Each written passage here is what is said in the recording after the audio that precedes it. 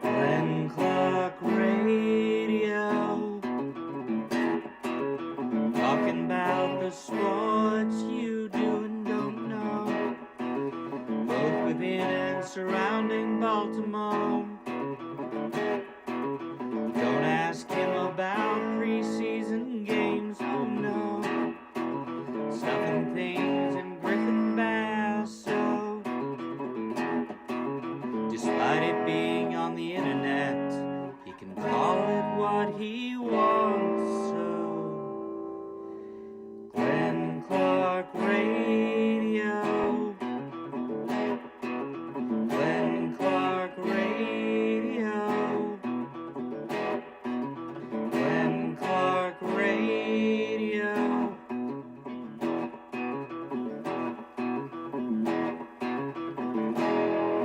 Duke sucks.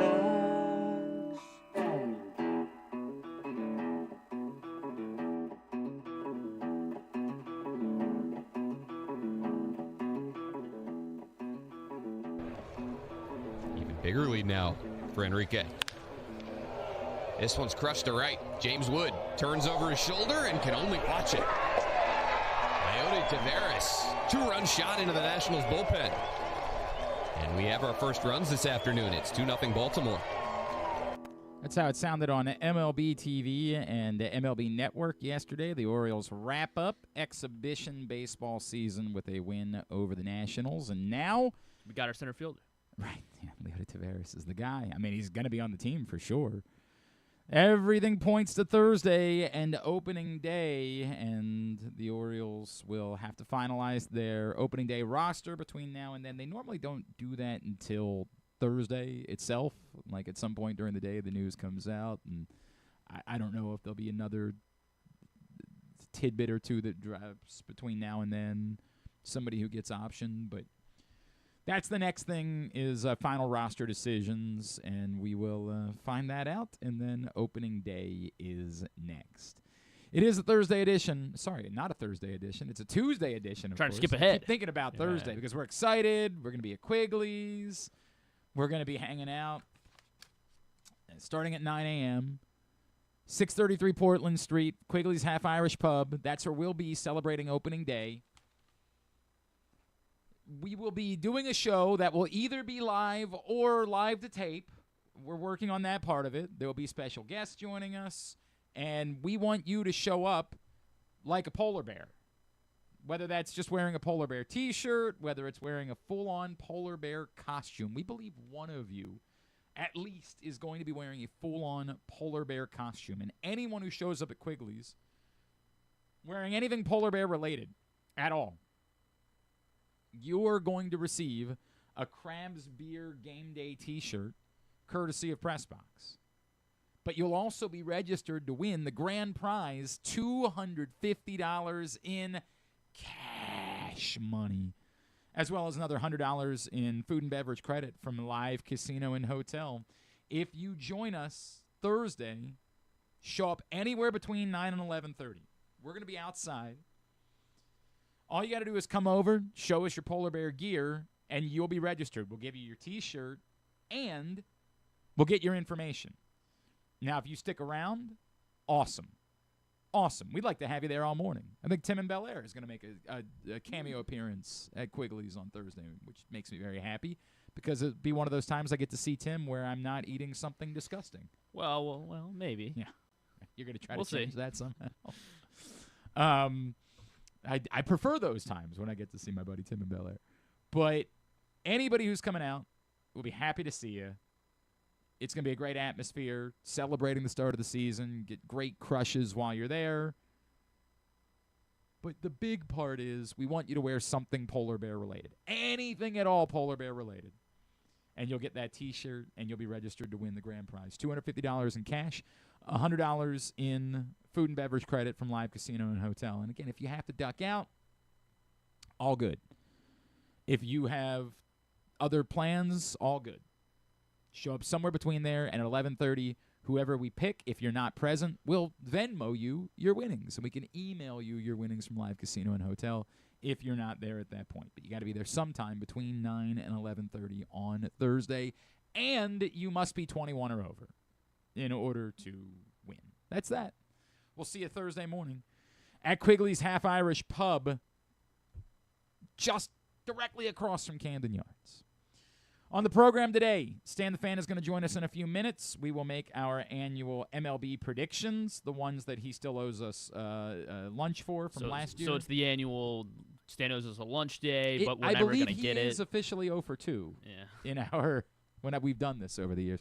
Remember, the way it works is we do this now, and then mid-season we revisit it, and we offer the opportunity to wager in order to change your predictions for baseball season. So we'll do that again today. Later on in the program, Mike Vaccaro is going to join us. Mike Vaccaro, longtime sports writer for the New York Post. He has a new book out. It's called Bosses of the Bronx. Yes, it's about the history of the Steinbrenner era of Yankees baseball, and so I know your first reaction is going to be, well, why the hell would I want to read about that? But it's a damn good book. I'm 6 chapters in. It is really well written. If you are interested in the history of baseball, it's very good. We'll talk to him about that. We'll talk to him about where baseball is, going into what we kind of expect to be labor strife at the end of this season. We'll talk about Pete Alonso, all sorts of stuff when Mike Vaccaro of the New York Post and the author of Bosses of the Bronx joins us a little bit later on. As far as news is concerned, there's a big piece today at ESPN.com about the fallout from the Maxx Crosby trade that wasn't. And as I shared on Twitter, at Glenn Clark Radio, the hilarity of the way that we have reacted to this and the insanity of this notion that the Ravens should have just made the trade no matter what. There's a paragraph in this story that reads, the consensus was that Crosby would be able to play in 2026.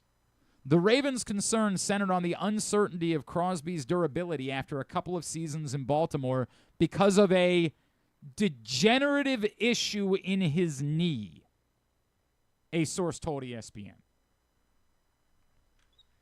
Now, you can feel however you want to feel about the fact that Maxx Crosby flew Delta to D.C. and then had to deal with aghast traffic. You can feel however you want about the fact that he didn't get to talk to Jesse Minter while he was in Baltimore.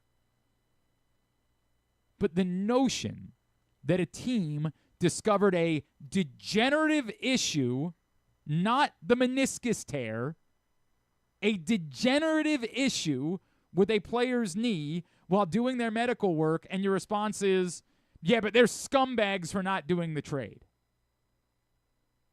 is the height of absurdity.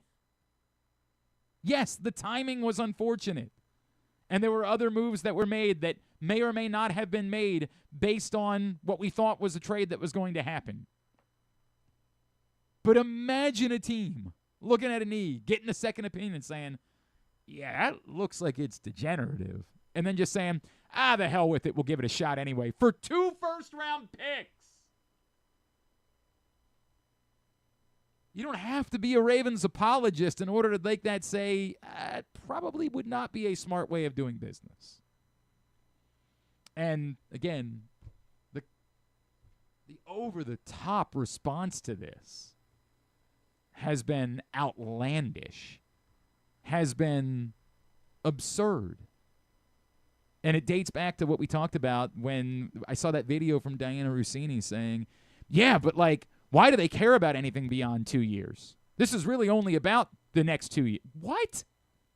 What? You want them to trade 2 first-round picks? I have no idea how it's going to work out. And it might very well be that Maxx Crosby can play for another 5 to 6 years at a very high level and that his knee ultimately will hold up.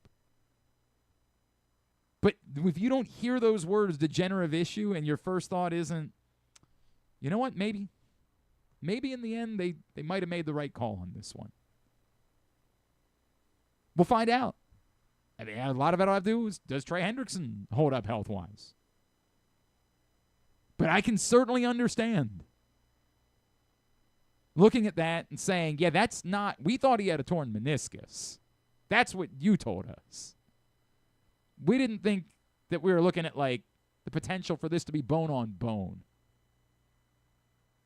And if that's the case, probably not going to pay that price for the player. You can read that at ESPN.com right now. Ryan McFadden, who used to write for the Sun, now covers the Raiders.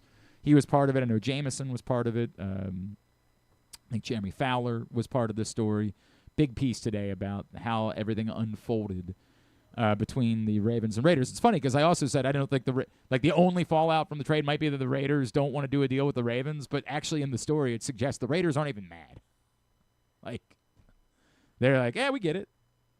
So maybe a bit more hullabaloo than was reasonable given what the actual details of the story were. All right, we do this every year. We gather to make predictions, and then we look back halfway through the season and we say, what the hell were we thinking? We all thought the Orioles were going to the playoffs last year. Out of our minds. Did you see what their pitching staff looked like? Why did we think that team was going to the playoffs? Joining us now, he is Press Box's Chief Graham Poobah. He is back in action with Ross and Luke every Monday, courtesy of the Costas Inn. You can watch those shows, Facebook.com/PressBoxSports, YouTube.com/PressBoxOnline, or PressBoxOnline.com/video. Good morning, Stan the Fan Charles. It is, as always, great to see you, my friends. Good morning. Good morning. I know we're due to talk baseball, but just one aspect of the Crosby yes, thing. Sir. I'll be honest with you. I don't know this, but if the Orioles acquired Frank Robinson and he came in for a physical, don't you think the general manager would be like the first guy at the door to meet him? Yeah, like that part of it, I get sounds weird. Like there's no doubt that it sounds very weird. It sounds to me that they had severe doubts about this going into the physical. Or the timing was he did the physical first. They realized what they saw in the physical, and then when he got to the facility, they were like, yeah, we don't want to look too chummy here because we don't think this is going to play. That's all I'm saying. We don't think this is going to play out. I just think I'm not criticizing DaCosta for backing out of the trade. Stan, to me, there's always been that, like, could there be could it be that maybe the Ravens would have gone back to the Raiders and said, can we make this work for a first or something or a else, first and a fourth, or something and that like the Trey Hendrickson part of it is relevant. My gut tells me there is somewhere it meets. It's just the notion that the physical had nothing to do with it, and it was just we didn't know we could have Trey Hendrickson, so the hell with which again, even if that was the case, would actually be legal. They would be allowed to do that, and I wouldn't want them to do it. I think that would be bad business that you wouldn't want a team to do, but the notion that it had nothing to do with the physical, that was just pulled out of thin air by hypothesizers. And that they would risk their reputation, in future trades with everybody, that everybody would wonder if the trade will really go through. The Ravens have no real major history in that regard. And the idea, I mean, everybody brings up Ryan Grant, but Ryan Grant was out of the league within 2 years. Like within 2 years, he wasn't playing football any longer. And so, again, would they have backed out if Michael Crabtree hadn't been available? I don't know. It might need to be the combination of both. But ultimately, they were right about Ryan Grant. Like, he did not have much longer to play football in his life. I have no idea what the actual realities of how Trey Hendrickson factored into it. But the idea that a team should have just given up 2 first-round picks because, hey, other teams are inconvenienced by this it's insane. I mean, it's an insane thought. I agree with you. All right, Stan. Griffin pointed out that we haven't gone to lunch since last year. Griffin mentioned that. Griffin Bass. Maybe offer a Burger King. The loser chooses. I thought we agreed that we were going to try to do Costas this time around. I thought that was the thought, that we would go over to the new Costas in Timonium. we can do for that. lunch one day. All I thought that right. was the thought Today? process. We can do that. We'll make that happen. As always, Stan joins us, and we make picks. Just real quick, Stan, because you and I haven't talked since the Dean Kramer thing. Your thoughts on it? I know it's explosive because it's a qualified major leaguer that's being asked to go to the minor leagues, but I genuinely don't. For Dean, undoubtedly it sucks, and I have no doubt that like if you asked him, he'd say I'd rather pitch out of the bullpen in the bigs than have to go down to AAA.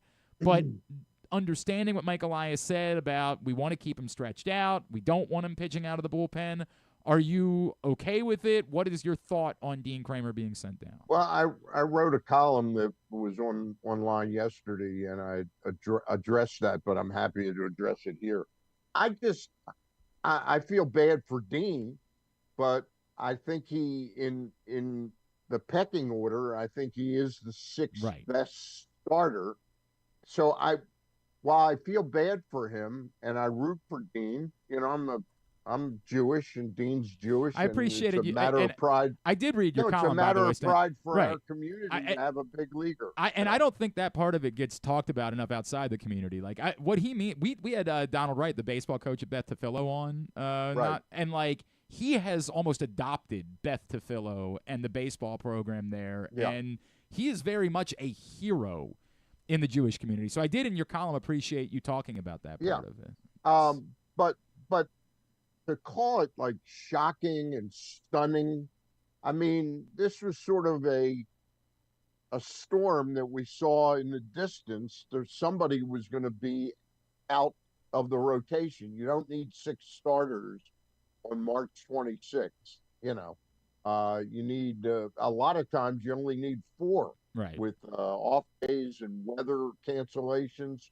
So to call it shocking, stunning, I'm not stunned by it at all. Somebody had to sort of split hairs and be this odd man out. And clearly, I think the club thought the timing was that Eflin wouldn't really be ready till about late April or May 1st. And he was clearly looked ready, you know. 100%. And look, Dean Kramer is going to make plenty of starts they're going to need Dean Kramer this year. There is no doubt that they're going to need Dean Kramer as the season goes on. This is not, to me, punitive. It's just this is a good problem for a baseball team to be dealing with. Exactly. That's how you get better. Yep. That's how you get better. You're going to need 7, 8 starters during the course of the season. And the fact that now the next one that you get to turn to is Dean Kramer instead of, with all due respect, Cade Povich or McDermott. Or Albert Suarez or Trey Gibson at this point. It's a massive win for the Orioles. That's the situation that they're in. To your point, it is obviously unfortunate for Dean. It's going to be humbling, all of those things. But if you get a pissed off version of Dean Kramer coming out of it, and that's a great thing. It's a very good problem for the Orioles to be dealing with. Yeah. All right, let's get into predictions. We will begin in the National League. And we'll just go division by division. Why don't we start in the NL East? And Stan, we'll let you go first. Who is your NL East winner? Boy, I think that's a really, really tough call. But I'll tell you who's pushing me over the edge for the Phillies is Andrew Painter. I think his emergence and the fact he's making the team and making the rotation will in some ways pick up for what they're losing in Zach Wheeler. And Zach Wheeler to me is a total wild card this season. Have no idea that thoracic outlet syndrome surgery where they remove a rib. Your whole body movement is different.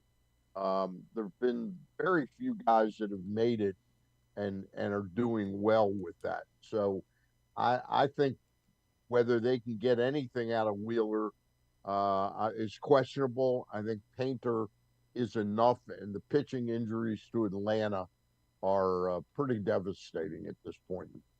So give me the Phillies. Griffin? Man, this is a tough one. Like the three-headed race that it seems like it'll be in the NL East. Should hopefully be fun. I don't know. I just feel like Atlanta's due for a bounce back year, but I know can their rotation bounce back enough? Like is Ronald Acuna going to stay healthy? Do we know that much, Griffin? Do we know that much about this guy Fuentes? All of a sudden, he's popped up. No, I don't know much about him at all. Is he gonna be in the rotation? Is that? I mean, it looks like he is. Chris Sale's another year older. Like, can you trust him to have a full season of work? I mean, I know that everyone's making a big deal about the Mets losing Alonso, but they still had a really good offseason. Like, they added Freddie Peralta, they still added Bo Bichette. And they still have, Lindor and Soto. I would hope that they are kind of, and Nolan McLean's going to be really good. I'm going to go with the Mets. I'm not gonna belabor it anymore. It's ironic because Nolan McLean's name is going to come back up for me, but I wrote down, just so everybody knows I'm not just cheating. Griffin there, it says up in the top corner, I did write down Phillies. That is my pick. I'm going with the Phillies. Look, the other part that we got to talk about with the Phillies is that their core is not getting younger, right? Like, so there is always that danger that this is the year where it starts to go south, but I just don't see it at this point. So I'm going to stick with the Phillies as I just think. They've got an infusion of one good young player, position player. The son of Carl Crawford, Justin Crawford, is going to make the team and most likely play a lot of center field. So I think he'll be a help. Griffin to the NL Central. You both took Philly, by the way? Yes, we both took Philly. Yeah, we both took Philadelphia. I mean, Milwaukee's not going to be as good as they were last year, and I mean the Pirates. I guess for their sake, maybe hopefully a little for Ryan O'Hearn's sake, maybe a little better. Like I do think they're stealthy better. I do. Yeah, like, I think they actually made some nice moves in the offseason. What is Hunter Green going to pitch at all this year for Cincinnati? Like it's just there's question marks for all four of the other teams, and I'm not going to bet on Milwaukee to be as good as they were last year. So I'll go with the Cubbies here. Yeah, I don't think this one. I think it's one of the easier divisions. Cubs, yes. I'm going to go with the Cubs, but I think it's going to be a closer division.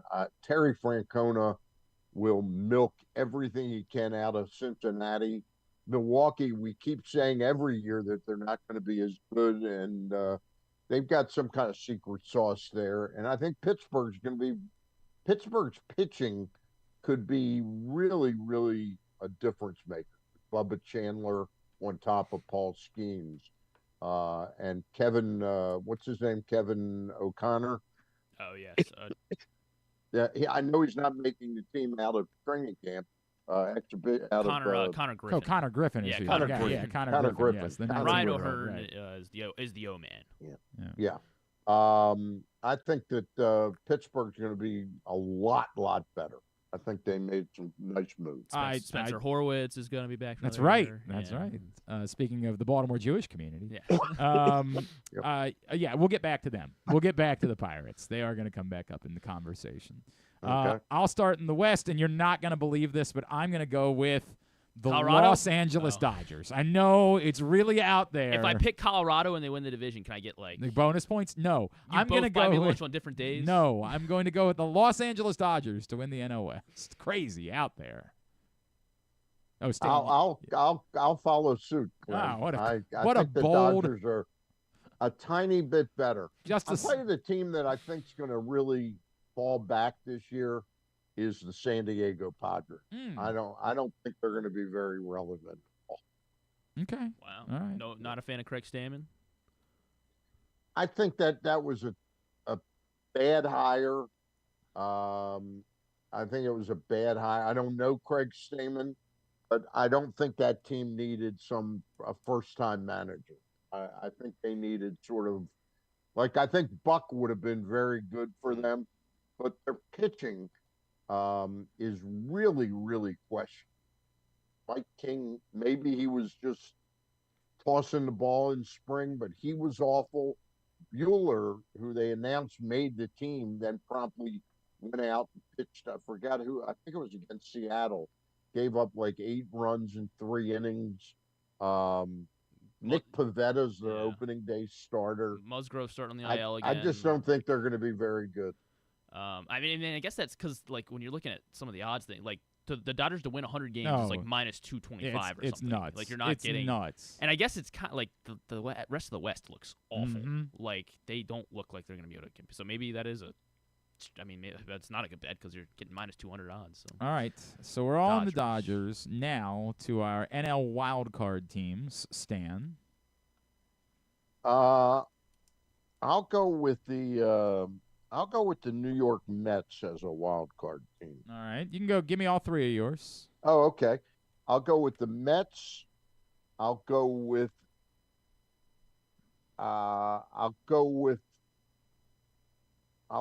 Milwaukee. Okay. And I'll go with Cincinnati. All right. Very good. Griffin? Let's see. I mean, I think I was probably leaning towards. I may have let Stan talk me out of San Diego, and yeah, maybe just the Dodgers will demolish the rest of the division enough that none of the other teams can even contend for the wild card. I love the NL East, so I'll take it both Atlanta. I took the Mets to win the division, so I'll take both Atlanta and Philly.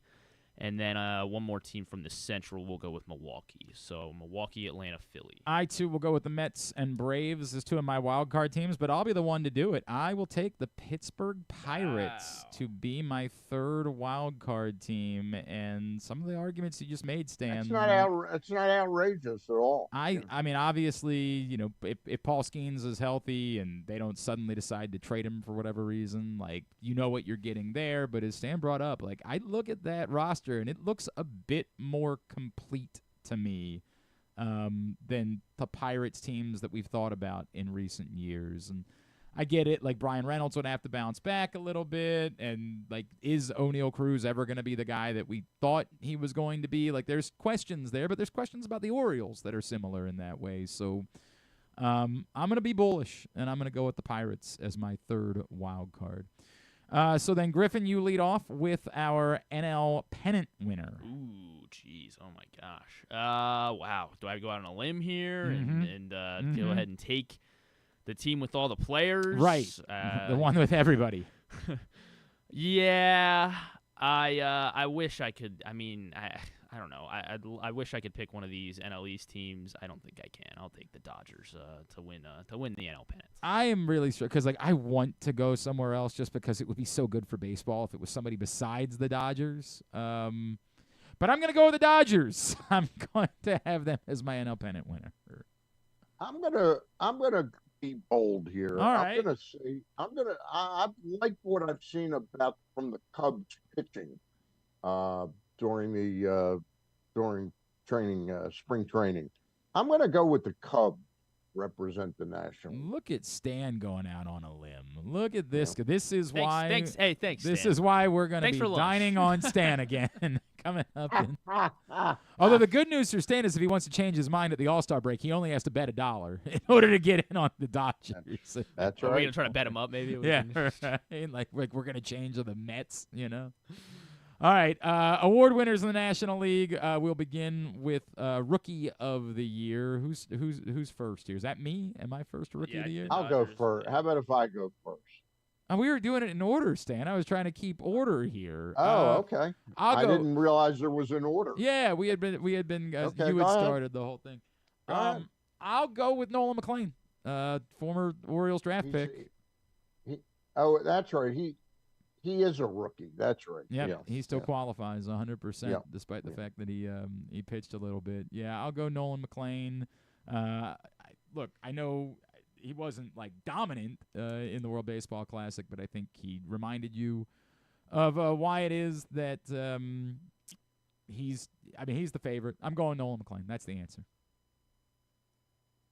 Stan? Am I second? Yep, you're second. I'm going to go with the Brewers, Mizorowski. Sure.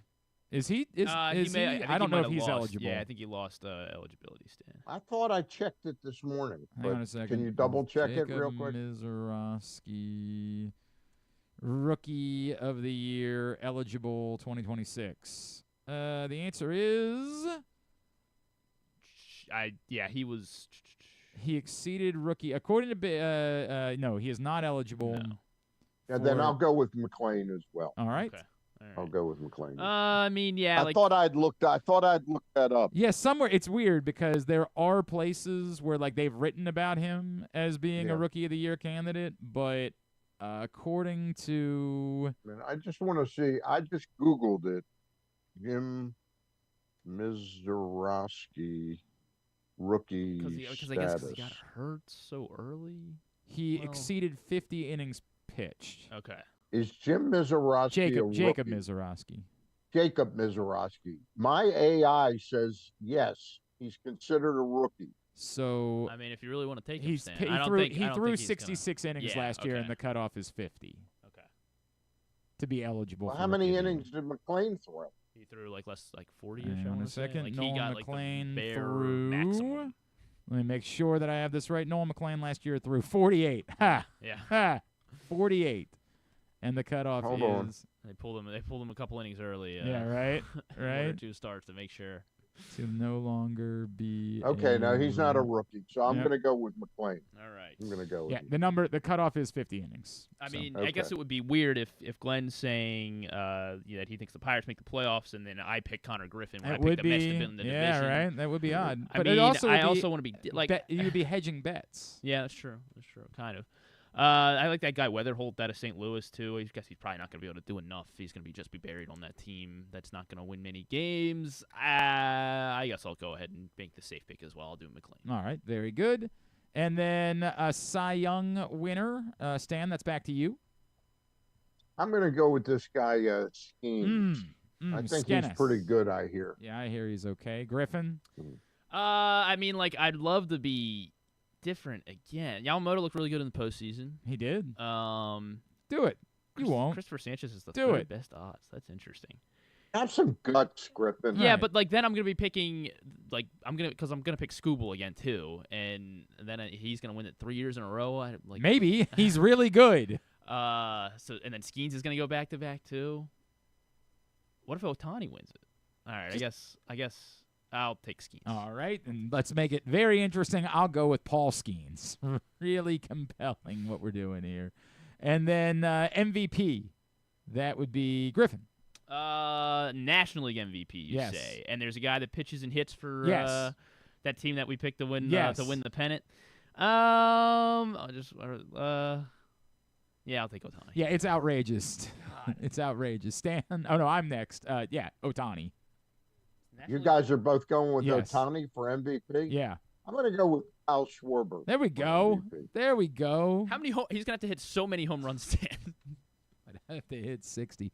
Or Ohtani has to be shut down at some point from pitching. I guess so. Then but even then, he's also won MVP without pitching. 100%.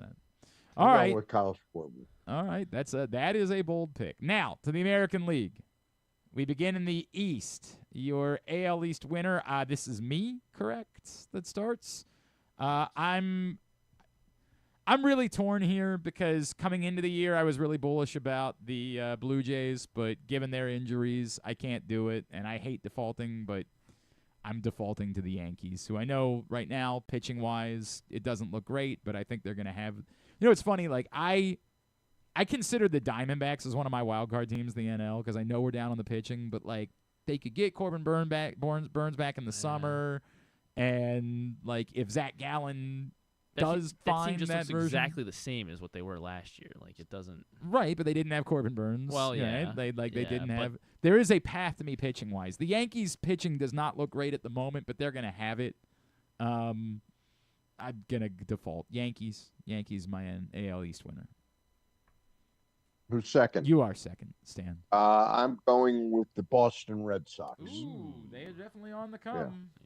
Yeah. I like their pitching, and I think their lineup is really a tough gauntlet to get through. I think they added a lot of length to the lineup with Contreras and Urban. Raffaello's become a really solid player. Story's terrific. Abreu's very good, and Jaron Durant. I mean, they got a really dynamic offense to me, and obviously improved pitching wise, no doubt. Yeah, no doubt. I I guess I'll go ahead and make this interesting. I don't love the Yankees. I mean, they have Aaron Judge, so I guess you can't hate the Yankees lineup. I do like the Red Sox a lot. I think maybe I'm gonna take the Orioles. I'm gonna take the Orioles. I want to make it interesting, and I do think the Orioles have to be good, have to be better than last year. And I think I don't think either New York or Boston is capable of pulling way ahead like the Dodgers will in the West. So I think it's gonna be a tight race the entire way through. So I'll go ahead and take the Orioles. All right, the AL Central next. Stan, back to you. Boy, that dynamic duo of Skubal and Valdez is quite good. Absolutely amazing. But there's something about Detroit's offense that doesn't blow me away. I just look at that team. So I'm going to give me Kansas City. Okay. Griffin? Winning that division. I thought I might be might be able to get Kansas City by myself here and steal some points. I think Kansas City is going to be better as well. They moved the fences in a little bit, so I think their offense is going to be good. Their rotation is going to be strong again. I do like the Kansas City Royals to bounce back in the Central. So genuinely hate this. You know what? I'm pivoting because I was going to go Kansas City here. I'll bite. Right. Give me Detroit. All right. Give me Detroit. I'm just going to bite on it because I had Kansas City written down, but I'm going for it. Give me give me the Tigers. Next to the West, Griffin. Cal Raleigh's not going to hit 60 home runs again, and probably not. And but they lost. I bet he's going to hit Suarez. Yeah, but he's not going to hit 60 again. I don't know if you heard. They still have some pretty good pitchers. They do have some pretty good pitchers, but Houston's going to be back. I think Houston's going to be better. They're going to. I'm going to take the Astros, which is things going to go back to normal. Houston. I am going to go to the Mariners just because the pitching is overwhelming. Give me the pitching, Mariners. I'm going to go with the Mariners. All right. And that means I like their lineup and their pitch. We need 3 wild card teams in the American League, and for me, because I'll go KC because I was feeling very strong about that. I will go Boston, and just because we want to have fun around here, I'll go Baltimore. And I'm not sure I like Baltimore more than I like Houston, but what the hell are we doing around here if we're not? Give me Baltimore. Give me Baltimore. Give me New York, and give me Detroit. I will take the other 2 AL East teams as well, and then I guess I got to go with Seattle. Well, wait a minute. What's the other 2? I took Baltimore, so he's saying Boston and New York. So I will take Boston and New York, but Toronto should so all still be 3 of us competitive. don't think Toronto's going to. It's interesting. I'm looking for a regression by that team. I think the Bo Bichette loss hurts them, and they didn't make up for it. And I'm between Seattle and Toronto for my last wild card here, and maybe not in that order, but for that final playoff spot, because I do think both of those teams will have to regress, but to what point? I'll take Seattle as my final wild card. Toronto.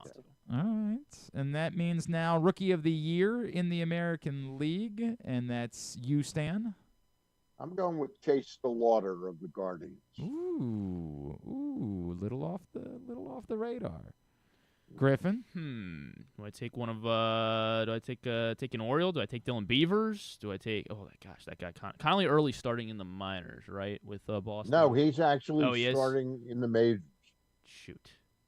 I also picked Astros to win the division. They got Tatsuya Amai, so he's gonna have to be good. Trey Savage. There's a lot of options here.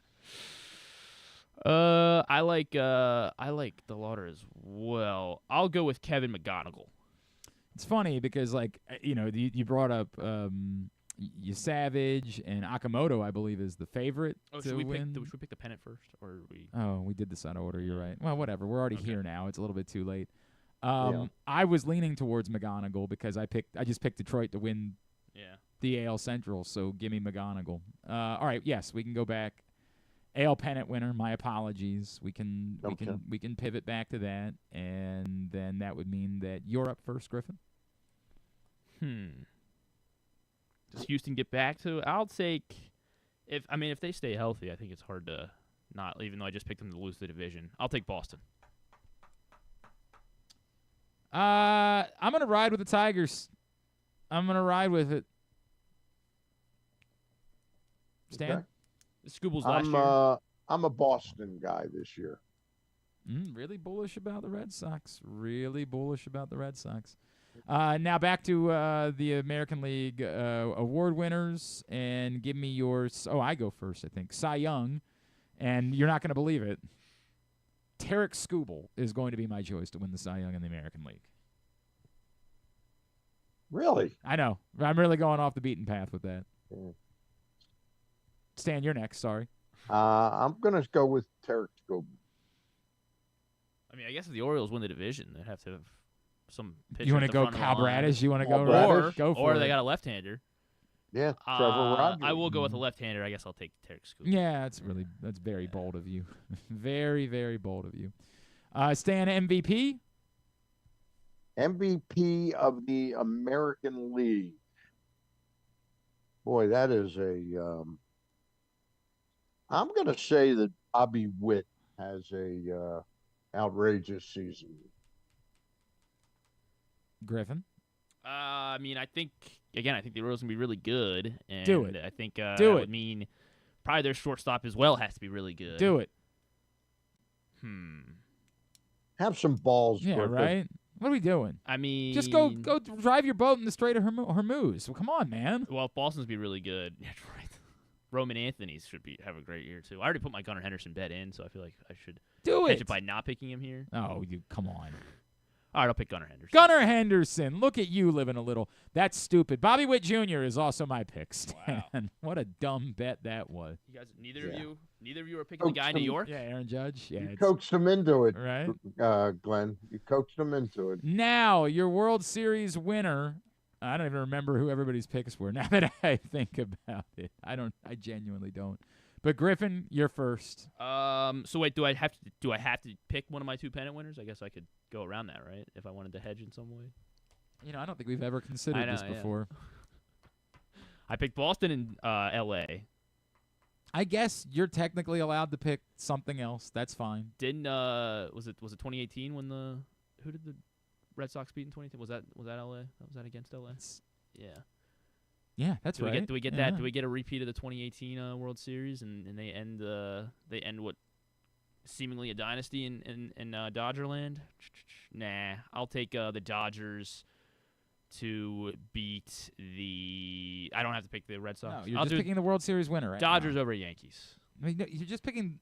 Wait, the winner. World Series winner. Dodgers. Yeah, you're just picking the winner. Oh, okay, good Dodgers. Yeah. Yeah, I can't be interesting here. Dodgers. What are we doing? Dodgers.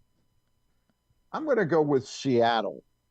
After he was just going on about the Red Sox. After all of that about the Red Sox, he pivots and takes Seattle to win the World Series. All right. Those are – give me one other storyline that you're watching early on in the season, Stan. Something that you're going to have your eye on. Whether Craig Alvarez survives April. I think he's going to survive April. I think he's going to make it. I'm kidding. You know what? We did talk about this. There's going to be a new. I'm going to give you. I think Kyle Bradish is capable of putting together a tremendous season and making a run at if he's solid enough that they're comfortable with getting him into 180, 190 range inning wise. I think Kyle Bradish could contend with Tarek Skubal. I think Kyle is that good. I think he's really on the verge of. Let me pose you this question: how much heat do you think is on Mike Elias this season? I think this ownership is kind of new, and I don't think a tremendous amount of heat is on him. I think they are still sort of in a honeymoon where they like him. They think they got one of the smartest guys, and we'll see. I think he's made a couple missteps here. I think the Mountcastle thing, I know I beat that drum all the time. I think that $6 million could have been spent a lot better. And I think the bullpen is somewhat questionable, although I love Tyler Wells in that role. But now with Aiken down, I think they were short somebody in that bullpen, and I wonder why they wouldn't be at least kicking the tires on Michael Kopech. Yeah, I'm surprised by that too. But you don't think it's playoffs or bust? Like if they miss the playoffs, you think it's all good? Mike Elias continues. I think you'd have to see, in other words, they could be very close to a playoff spot, not make the playoffs, but have had a good 90-win season, and don't make the playoffs. I don't see the reason for, I think he would be under more heat after 2027 if they don't, significantly make. Okay. It's interesting for me, Stan, because I really do think that at some point he has to be. And I know what you're saying about the ownership being new, so like for them, it's not the whole of the time, but like you're staring down someone being in charge of an organization for now, 8 seasons. Yep. Without a playoff win, like a playoff game win. And we get it. Like the first few were a wash. We all know that. And so it's, you're not really judging him by that. But you're now kind of 4 years into this. And if you get 4 years into this where, like, you cranked it up, and a lot of us would probably argue that it should have been cranked up more in 2022 when they had something going. But if you get 4 years cranked where it was cranked up and you were going for it and you don't have a playoff win to show for it, I do think in the end that has to matter. Like, it has to matter. So you might be right that to them they say, no, let's stay the course. But I would argue at that point that if this is a playoff miss or an offer again, that's not good enough. And you have to say that it's not good enough as an ownership group. So I'm kind of in an opposite spot. But are you saying he'd be under pressure or he would be fired? Yeah. If they don't make the playoffs. I don't think I'm ready to say that. I guess you'd have to tell me like what happened at the deadline, right? Like did also look, we all like Craig Albanese at this point. What if somehow he's just not very good? Sure. That would be a reflection on the general manager. It sure would. That was your hire. But I'm expecting things to go well this year. I don't know how well, I don't know how well either. And I'm in agreement on that. I do come back to, like, if you're in it and you're not aggressive at the deadline, you can't make a move that you're at some point, I would like to see this ownership group say, no, the time. I think the Gunnar Henderson situation and the reporting from John Heyman and recognizing that, like, it's over. Like, any hopes of signing Gunnar Henderson, they've gone out the window. It's not happening. Then you now have, this 3 years. You got 3 years right now with Gunnar Henderson, and you've got to go take this 3 years very seriously. And to the point, Pete Alonso was a very serious move. And I think that the rotation at least is better, whatever. Is it very serious or is it just serious? I don't know. We could have that debate. But I think that every time you have the opportunity to improve the team right now, you need to be working very hard to improve the team and put the best foot forward to winning. So if that's not the case, like if they get to the deadline and, he tries to make a Trevor Rogers type of move or a Flaherty and it just doesn't work out, then I think there does need to be a very serious conversation about whether or not Mike Elias can go from competitive to championship. And should be judged by that. And so if that answer is, I think the Heat would be on. I think the Heat would really be on him for 2027. You are doing back to every Monday, correct? Yep, pretty much every Monday. Every Monday, Stan the Fan Charles, Luke Jackson, Ross Grimsley, talking baseball, talking Orioles, everything that's going on, all brought to you by the Costas Inn. And by Warnken Law. That's right. The law office of Byron Warnken. Byron Warnken and the great folks at Warnken Law appreciate them making it possible. 443 results. I hear you're a little too busy to be joining us on Thursday. I hear you've got some hobnobbing to do this Thursday. I got an invite through my friend Boogie Wineglass, who's a high school chum of David Rubenstein's. Boogie got invited, and I'm his +1. Wow. No, the eye candy. Stan's playing the role of eye candy. Do you get a +1, Stan? Yeah. I get a +2. Oh. And look at that. So, No, I get nothing. I get nothing but free food. That's not bad. So, yeah, Stan will be hanging out in the owner's box on Stan was like, we could be with the boys at Quigley's, or I could sit in the owner's box for the game. It just won out. Like, just won out. Ridiculous. Just won it barely. But I'll be there. I'll be there next year. I appreciate that. Stan, always appreciate you, pal. Great to see you. We'll talk soon, all right? All right. Talk to you soon, guys. Pressbox Chief Grand Poobah, Stan the Fan Charles with us as we made our predictions for the 2026 MLB season. And, yes, I hate how there's just not a lot. Like, I think that reflects the conversation that we've been having about why there's going to be a work stoppage. That, like, it was just kind of like, yeah, Dodgers. American League might be interesting. Maybe. And, as we point out, the Blue Jays were a nose hair away from winning the World Series a year ago. National League East will be interesting, hopefully, maybe. On that side of it. I think the American League East could be very interesting. I mean, it's not I'm like just looking for things in the NL that could be interesting. Oh, I just don't think almost everything the same. Yeah, that's the kind of the reality of the situation. It's this feeling that people have that you want everybody across the country to be fired up for baseball season. We are fired up. Most cities are fired up for the first game, right? Like, because opening day is a vibe. But we are excited about baseball season in general, specifically because of the arrival of Pete Alonso. I think the rotation is the bigger story. Like, it's why I just don't think this team can bottom out. Like, because I just think their next day starting pitcher is always going to be good enough that they're not going to go through something like what they went through a year ago. But the excitement is Pete Alonso. It's, oh, right, we're a real team. We went out and got a player this offseason. And the idea is that you want every city to have that feeling. And I get it. Like, the comparison to football is, a year ago, did the Raiders really feel like they had a chance? Did the Jets really feel like they have a chance? There's still an amount of organizational incompetence that's hard to overcome, that's going to exist in every sport, no matter what the structure is. But hell, there's even been years recently where the Browns believed they had a chance. It didn't work out, but they believed they had a chance.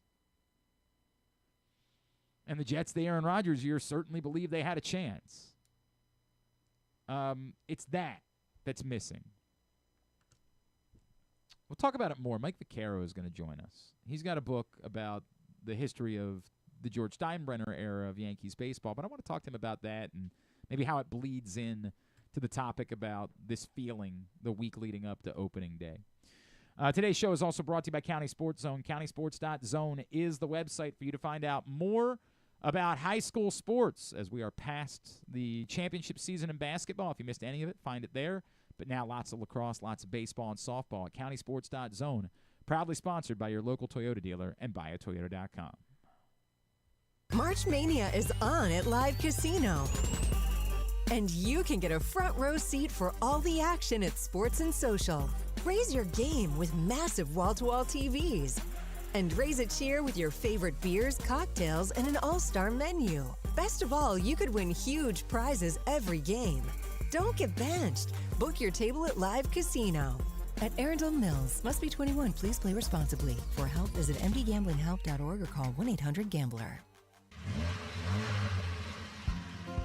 Your car is more than just a ride. It's an investment. At Leading Edge Auto Body in Mount Washington, we've spent over 20 years perfecting the art of repair. From high-end imports to your trusted daily driver, we handle all makes and models with elite precision.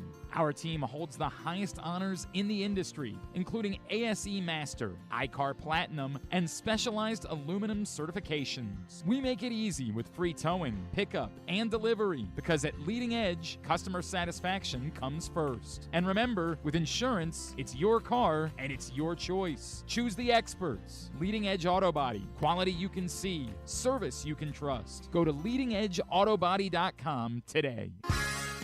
The weather's getting cooler, so when you and your family are picking out a place to dine, be it lunch or dinner, let's make it nice and easy. Now, with 2 great locations, the Costas Inn remains your #1 destination. Whether you want to get steamed crabs and the full Costas menu out at the original location at 4100 North Point Boulevard, or sample the complete menu minus the steamed crabs at the new location above the grandstand at the Timonium Racetrack, Costas is your place to go. Check out the website CostasInn.com for a look at the menu, and if you want to plan that crab feast, call 410-477-1975. The Costas Inn. Gambling can be a fun and entertaining experience, but there are risks involved. If you're planning on betting on the game at the casino or on your phone or computer, know your limit, stay within it. Set a budget and a time to stop. Remember, gambling isn't a financial solution, and it doesn't mix well with alcohol or drugs. Know the risks and have a plan before you begin gambling. For free and confidential services, call 1-800-GAMBLER 24/7 or go to helpmygamblingproblem.org. This is Byron Warnken. If you've been injured in a car or truck crash, you probably know this is stressful. Medical bills, the insurance company giving you the runaround, you got to get your car fixed. You don't just need a lawyer, you need results. At Warnken LLC, we represent the injured across Maryland. Whether it's a car or truck crash case, medical malpractice, or any other serious personal injury, we fight for maximum compensation for you and maximum ease for you. You don't want to have to deal with this stuff. Warnken LLC has been voted best personal injury law firm in Maryland for a reason. For us, 443 Results isn't just a phone number, it's our mission. Get the advocate that you need. Call us today, 443 Results, or visit us online, warnkenlaw.com. That's WARNKENLAW.com. Make the most out of every day in your Toyota RAV4. Available in hybrid or gas-only models. A RAV4 can get you where you want to go in style. Check out buyatoyota.com for deals on new RAV4s from your local Toyota dealer today. Coming back in here with Glenn and the other guy, Garrett, whatever his name is. You know who they are. All right, back in here on GCR as we continue along here on a Tuesday edition of the program. Just 2 days out from opening day and our party at Quigley's and everybody dressing up like polar bears. Very excited about that and giving away some cash to the best polar bear costume. Looking forward to hanging out with everybody this Thursday. Had to do this a little bit earlier on because of his schedule, but an opportunity to catch up with an esteemed sports writer and author, Mike Vaccaro, right here on GCR. Well, coming up next here on GCR, I am about 6 chapters into his new book, The Bosses of the Bronx, and I think he knows that it's not. In fact, when he reached out to me about it, he acknowledged this is probably not my preferred topic because, you know, the history of the Yankees and George Steinbrenner, it's a bit of a sore subject, but it is a really, really good book and really fascinating and learning a lot about Lee McPhail, obviously a very important figure in Orioles history. You know him as a columnist for the New York Post and author. Mike Vaccaro is with us here on GCR. Mike, it's Glenn. It's great to see you. Thank you for taking the time for us. Yeah. Yeah, right. I hate all of this. The hell with it. No, I truly personally enjoy learning the history of the game, and I think what's fascinating is and for obvious reasons, we don't know the history of George Steinbrenner in Baltimore, and so learning, I don't want to say how he swindled, but kinda didn't really spend a whole lot of his own money, and yet rose incredibly quickly into power and becoming maybe the most powerful person in all of American pro sports. It was a really fascinating story for someone who didn't know it, Mike. You talk about only in America, right? Right. I mean, that's an only in America story. You're right. It cost him $168,000 of his own money. Think about that. By the time he died, 37 years later, he was worth about $2.5 billion. Unbelievable. So that's a pretty good investment. He was always going to be the front-facing part of that partnership, but on the let somebody else worry about the Yankees. And in the book, I say I'm not sure it's quite the biggest lie in American sports history, but it's certainly one of the great ironies in American sports history. And I think sometimes we get irony, we wonder how that word is used, but I think that's kind of a textbook definition of irony, because he was anything but uninvolved for every single day the rest of his time owning the team. Yeah, another story I had never heard until reading it early in this book, and I thought, well, that is rich. Like, that is a rich thought process. Exactly. That's George for sure. Mike, did the Yankees make George Steinbrenner, or did George Steinbrenner make the Yankees at that point? You know, it's a great question. The Yankees made George Steinbrenner. I'll say George Steinbrenner remade the Yankees. I think that's definitely a fair point. Look, the moment he bought the team, they were in big trouble because, you know, they had been in the postseason in almost a decade. They were playing in a dilapidated ballpark. They were playing in a crumbling neighborhood, and attendance. Look, they were clear number 2 in their own city to the Mets, and it wasn't close. I mean, the Mets outdrew them by about 2.5 to 1 in 1971 and 72, and nobody was going to the games. There was a real sense they might go to New Jersey. There was even a sense they might get moved to New Orleans, of all places, because the Superdome was being built. And it was a bad time for the Yankees. That's why CBS, which owned the team, wanted to get rid of it and was willing to sell the team essentially at a loss, which had never happened. Right. Only happened once before in baseball history, and has never happened again, probably never will happen again. I mean, a baseball team selling for a loss, that team especially. So that's what George Steinbrenner walked into. You know, and besides saying that he was not going to be around very much, he did say on the day that he bought the team, we're going to be back in the World Series in 3 years. And sure enough, they were. They won the World Series in 4, and they backed it up, you know, in year 5. So a pretty good start to his tenure there, and just 37 incredibly colorful and sort of remarkable years. Yes, Mike Vaccaro again. The book is The Bosses of the Bronx. It's available now. We're going to link it up on our Twitter account, @GlennClarkRadio, for you to check it out. Mike, I think, and I know that I'm sure that I'll learn more as I continue reading the book, but I feel like the predominant feeling that I had going into reading this book is, we know he was ultimately good for the Yankees, right? And as you alluded to, someone who was a hated figure at one point ended up becoming one of the most beloved figures in all of New York. We know he was good for the Yankees. Was George Steinbrenner ultimately good for baseball? And was the disparity that ultimately was created based on what the Yankees were willing to do? We know how we feel about it in Baltimore, but, you know, there's a little bit of a little brother thought there. Like, was it ultimately good for baseball, George Steinbrenner's ownership of the Yankees? Look, I think it was good for baseball in this sense. I mean, George Steinbrenner didn't invent free agency. Free agency was going to happen whether he was an owner with the Yankees or not. I think he showed the possibilities of what free agency could be. I think, look, I mean, and even him, you know, he had this reputation for wanting to buy all the players, and he bought Reggie Jackson, he bought Catfish Hunter, Goose Gossage. I mean, he certainly took advantage of free agency, but he was also one of the first owners who realized it was a smart thing to invest in infrastructure and scouting. Now, that didn't always work out, because sometimes George the lunatic fan overruled George the smart owner, and so that and often to the detriment of his team, certainly in the 1980s. But, you know, someone was going to come along and figure out what free agency was. George happened to be the guy who did it. You know, and look, I mean, the fact of the matter is that even in the teeth of the original wave of free agency, you know, they won twice. That's all they won for many years after that. So it wasn't like he walked in and all of a sudden the game was incomprehensibly uncompetitive, which is where it probably might be heading now. I mean, it's a little. I would argue the Dodgers right now are better are worse for the overall health of baseball than George Steinbrenner ever was.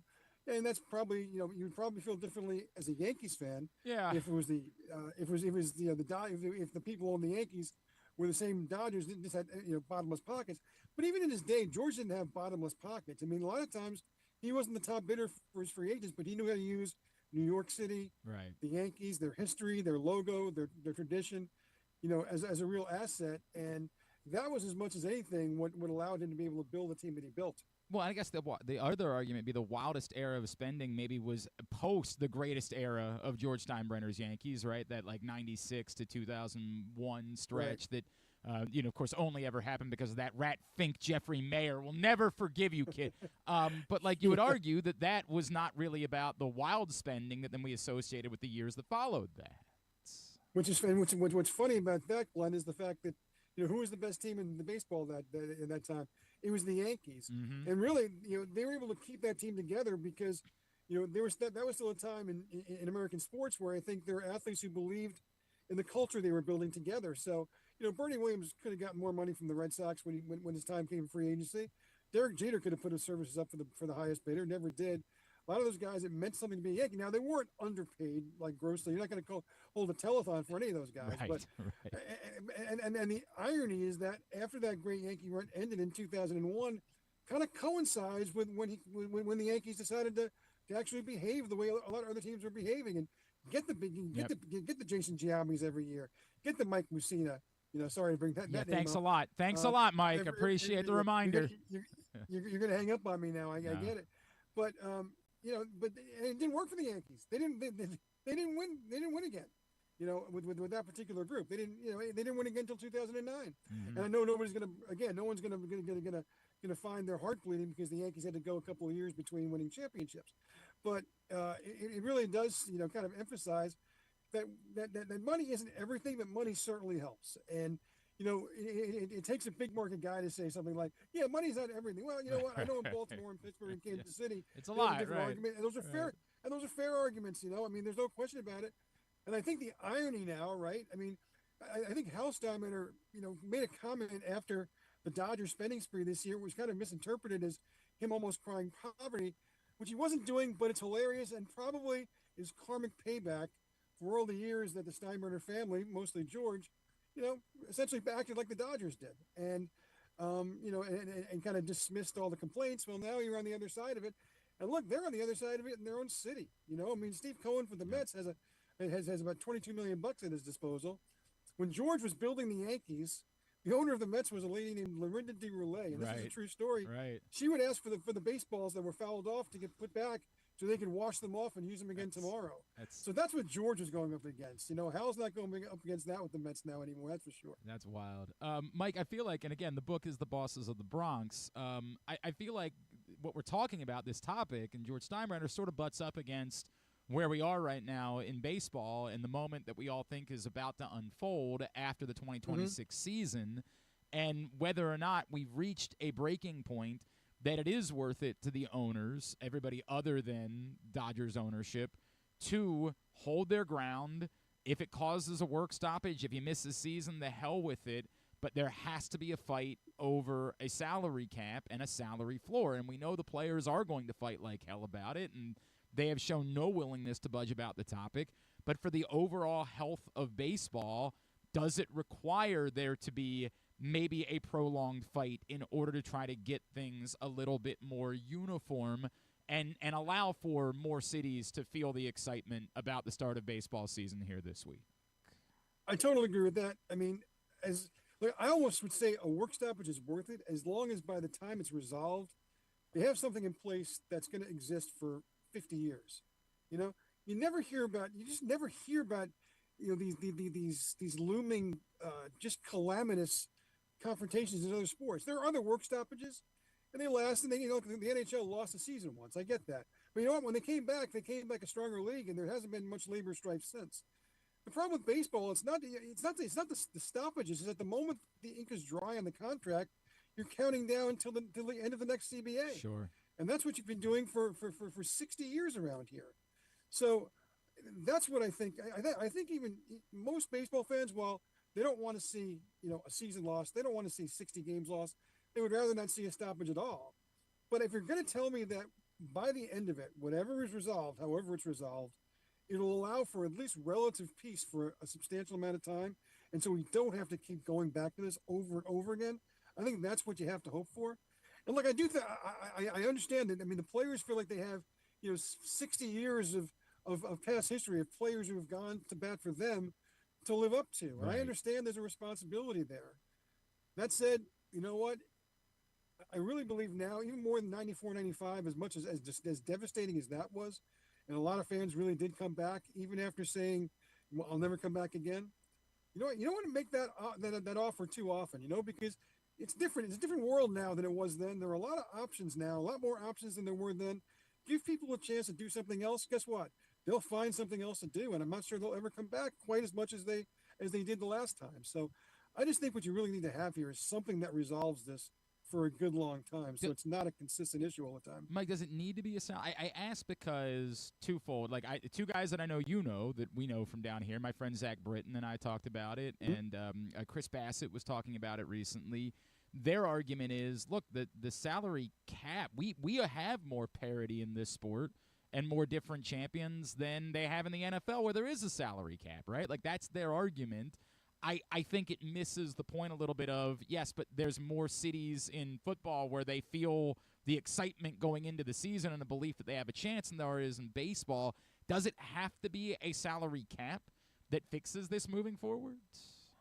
See, what I'm really intrigued by is, I don't know why people just dismiss the idea of a salary floor. Yeah. Because to me, I think that's the problem. The problem is you have guys who can spend as much as they want, $350 million, but there's no limit on what little a team can spend. So if the Marlins wants to say, we're going to spend $17 million, that's an absurd disparity. No but doubt. you would think that a salary floor would make that more of a competitive nature. So that's why I need somebody to convince to me why that's not an ideal compromise, because I just haven't heard yet why that's not something that should be willing for both teams to go into.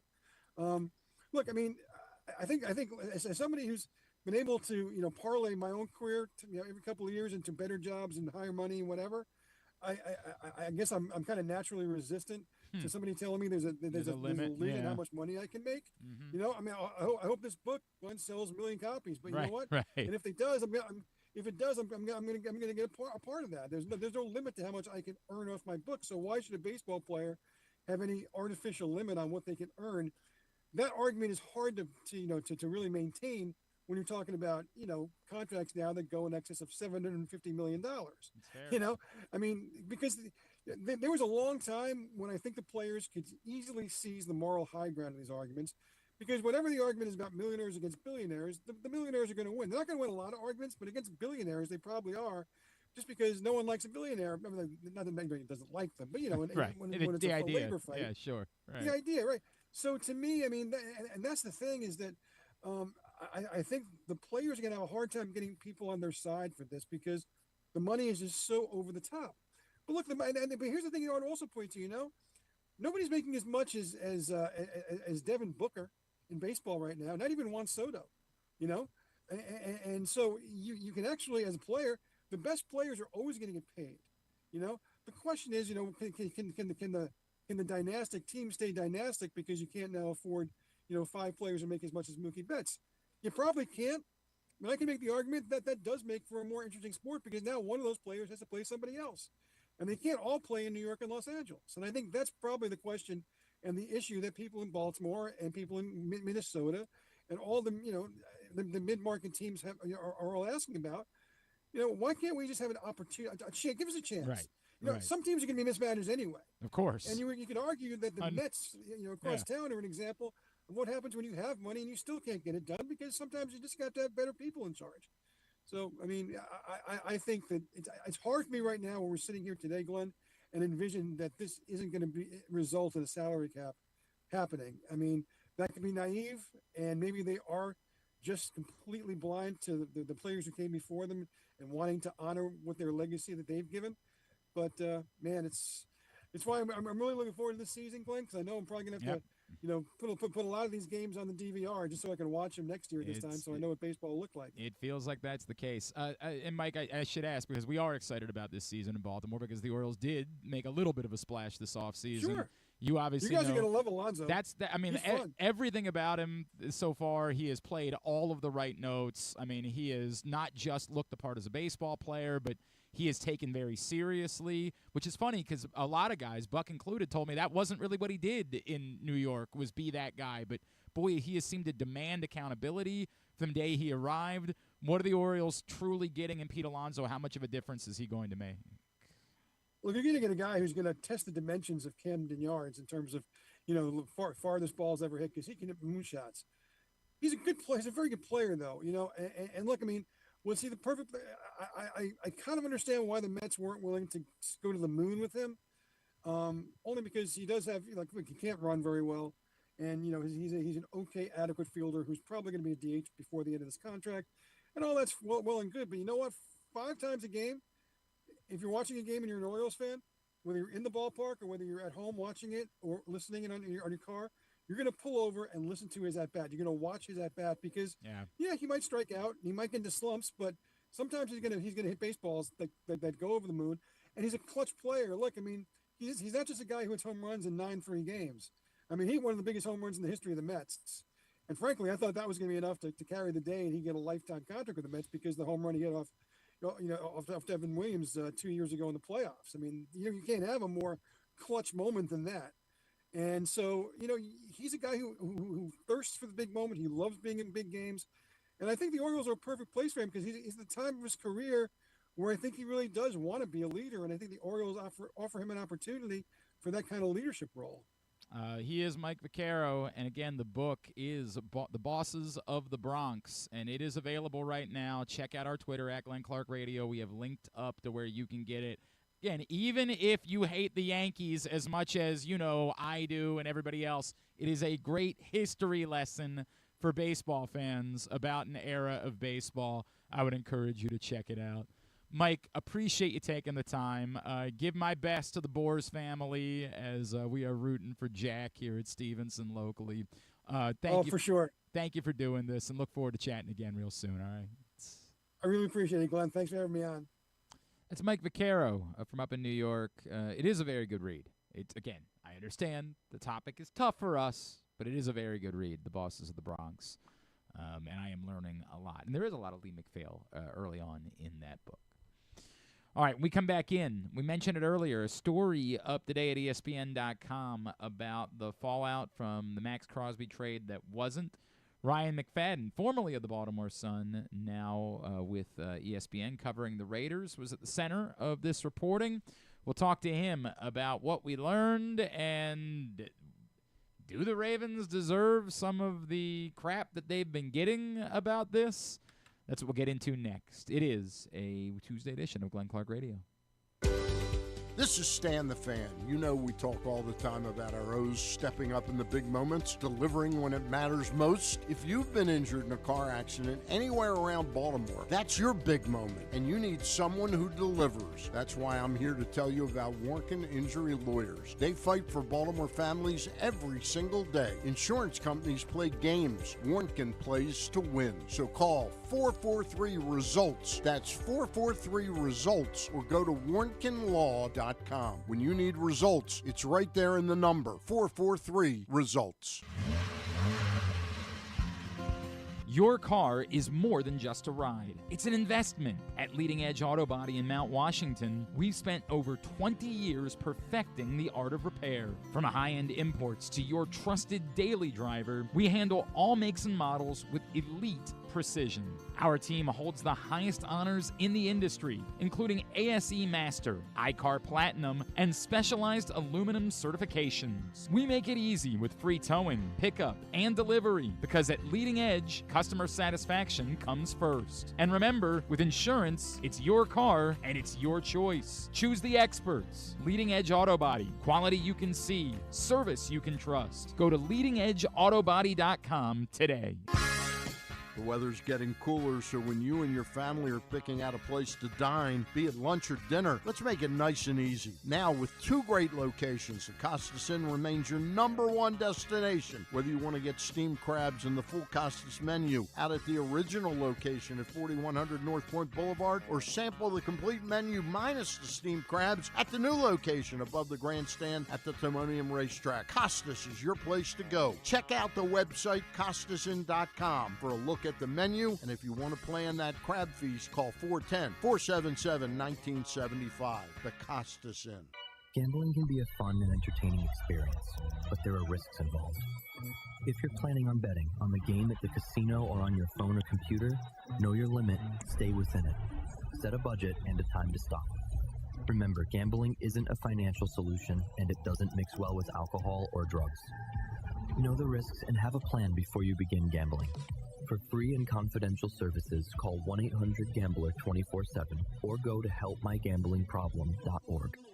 The latest edition of Pressbox is available now. On the cover, Dave Ginsburg chats with Hall of Famer Cal Ripken Jr. about his life now at the age of 65, his role with the Orioles ownership group, and much more. Also inside, Bill Ordine helps us learn more about new Ravens head coach Jesse Minter. Luke Jackson finds out about new Orioles slugger Pete Alonso from those who have played with him, and we meet college lacrosse players from programs all across the area. Pressbox is available for free at over 250 locations throughout the region, including your Baltimore area High's Dairy stores. Plus, you can read the entire issue online at PressBoxOnline.com, where you can also find great betting advice and the best daily coverage of the Orioles, Ravens, and Terps. March Mania is on at Live Casino.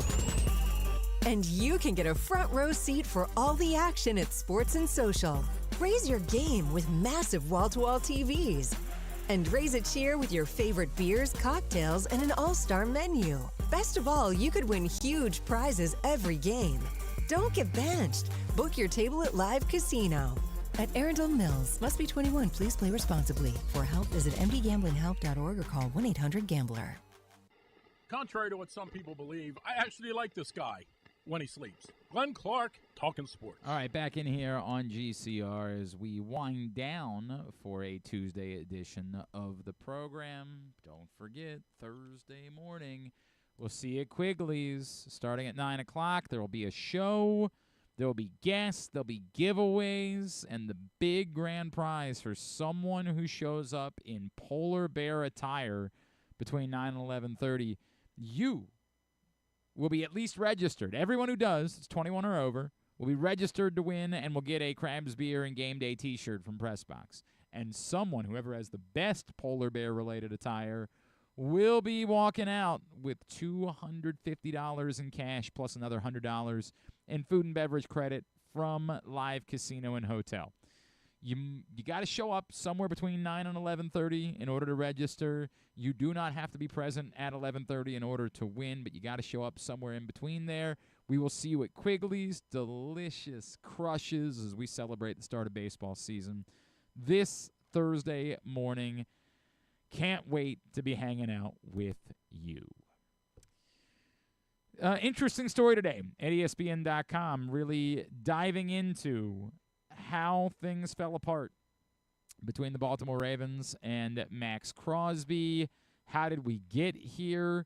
Joining us now here on GCR, previously of the Baltimore Sun, and I know he's a Terp. He now covers the Raiders for ESPN and was the central author of this story. He's Ryan McFadden, and he's back with us now here on GCR. Ryan, it's Glenn. It's good to chat with you, man. I hope you're doing great. Thank you for taking the time for us. Thank you so much for having me. Ryan, it's interesting because I feel like there's always been this truth is in the middle concept to every layer of this story. And I come away from it sort of reading like could there have been other factors? Sure. But the part that I can't shake is the Raiders are suggesting that they gave the Ravens everything they needed to know. The Ravens are saying, well, we discovered that Maxx Crosby's knee is degenerative. We didn't know that. And, it maybe is reasonable on both sides that, the Raiders say, hey, we told you. He knew exactly where he was in the return from meniscus and whether he was going to be able to play this year. And the Ravens might have said, yeah, but we didn't know everything that we needed to know about where Maxx Crosby was health-wise. So, yeah, I look at this.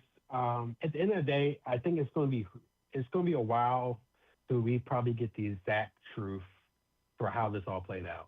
At the moment, the Ravens has their side, Max has their side, the Raiders have their side, right? And I think when you look at this whole situation, is from the medical standpoint, is some of the medical information there, it's not going to be public to everybody, and rightfully so. But at the same time, it's a very subjective thing. So the Ravens doctors can see one thing and be concerned about that the Raiders doctors are like, we're not that concerned about. Mm-hmm. So yeah, I think at the end of the day, when you look at the situation, I think it's going to make for an interesting 30 for 30 years from now when, Maxx Crosby's retired and probably a future Hall of Famer. And we look back at the situation like, what could have been, maybe. I think it's going to be an interesting story, but I think at the end of the day, there's probably stuff that's still hidden in the story, but within the story. But at the same time, if the Ravens looked at this situation and said, "Hey, we think after doing our evaluation, and we think the state of your need is not worth 2 first-round picks," it wasn't set in stone. So as crazy as everything played out, the Ravens had all right to make the decision to nix the deal. But yeah, at the end of the day, I think it's all subjective to some degree, and what the Raiders feel they're comfortable with, maybe the Ravens are not. Yeah, and I think it's fair. It also might be a question of would the Raiders be comfortable if they were having to give up 2 first-round picks, right? Yeah. Like they might say, yeah, it's no loss to us. We're getting, as you pointed out, we're getting Maxx Crosby back, right? That's all well and good, but that's easier to say when you started with Maxx Crosby. But as you alluded to in the story, they're also bummed out they're not going to have those 2 first-round picks because that's the value of those picks, and that's sort of the tough part about it. I do think that a lot of the other stuff is interesting, but not wholly relevant, right? It's interesting, Maxx Crosby's feelings about the way that the trip went, but is it wholly relevant to how these organizations do business? I don't know.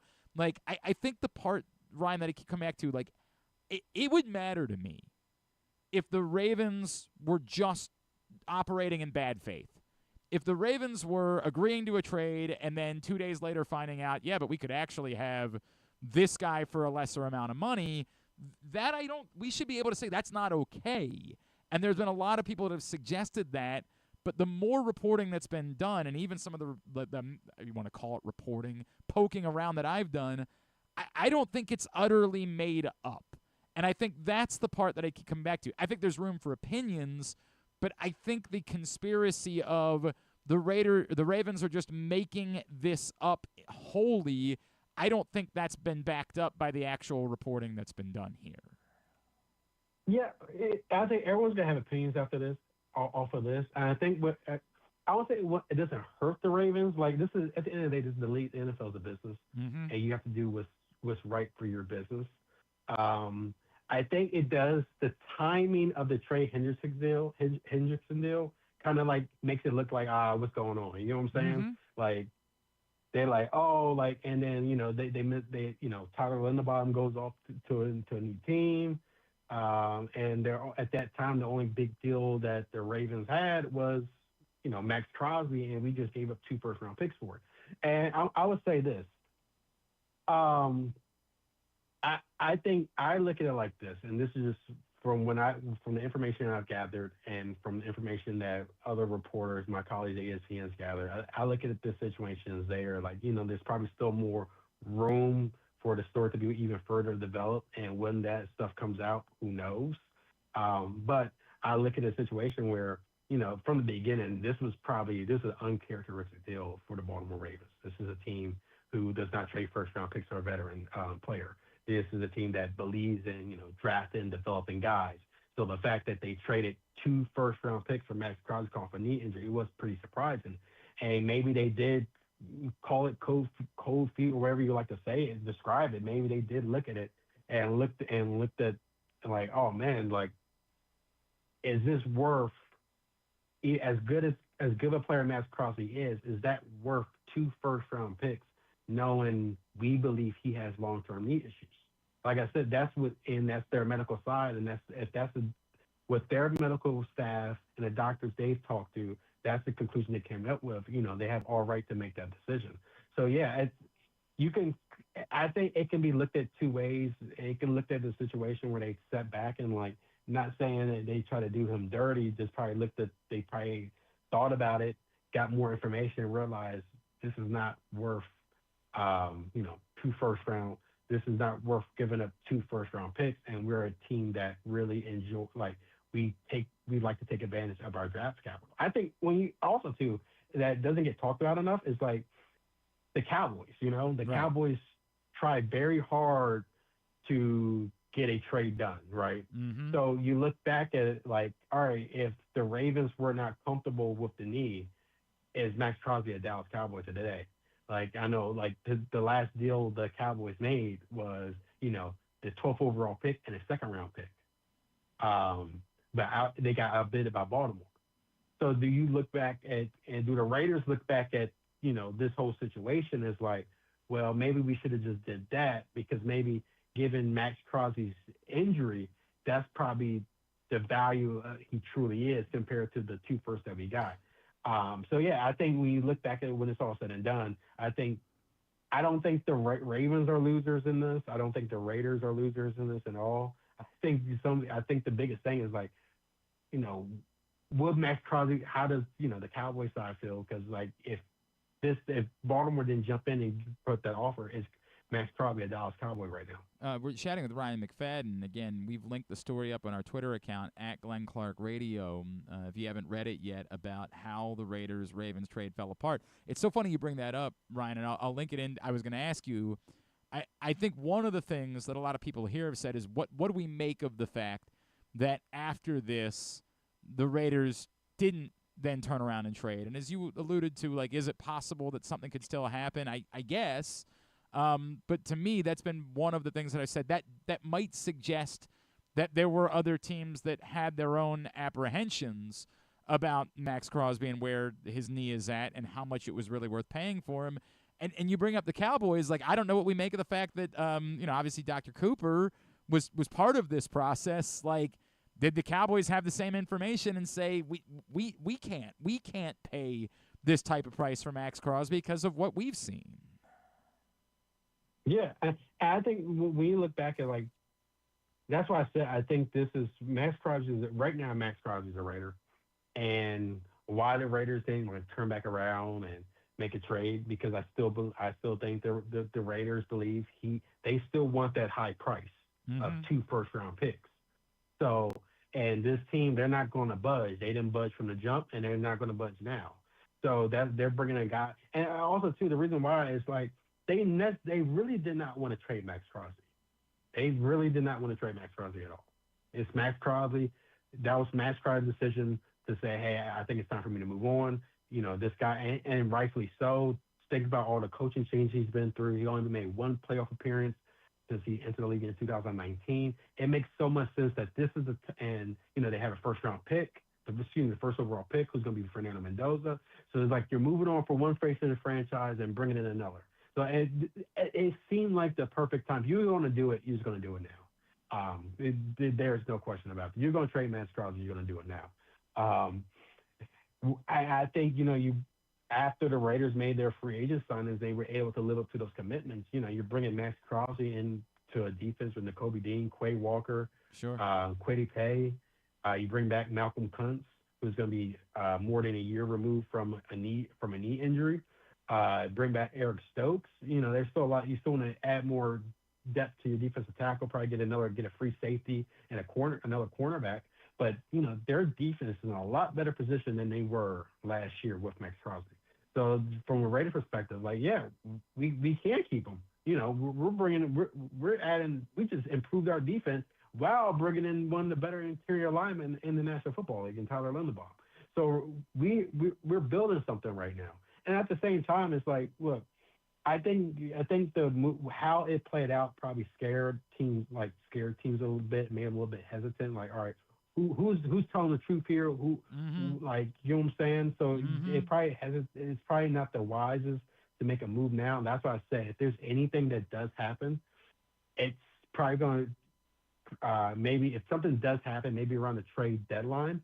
And that's why I said, like, people like, Raiders fans and Ravens fans can, I know everyone wants to move on from it. Maxx Crosby wants to move on. Fans are tired of hearing from it. I get it. But in reality, I don't think we're ever going to fully move on from this, because if the Raiders are still in rebuild mode, so we don't know how they're going to look by the bye week comes, right? Or when the trade deadline comes. They could be, around 500 or a few games below 500, and they could be a team, let's say like the Rams or the Bears or anybody who feels like they're a Maxx Crosby away from making a Super Bowl push, or even the Cowboys.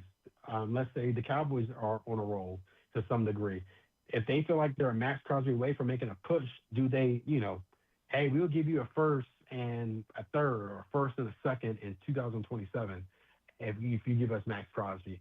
Or maybe someone watches Maxx Crosby and say, oh, he doesn't look like he's lost a step after knee surgery. and they give the Raiders 2 firsts at the deadline. So I think it's for the Raiders. It's probably the best to have patience because you won because you brought back one of the better edge rushers in the league into the mix with a most proven defense.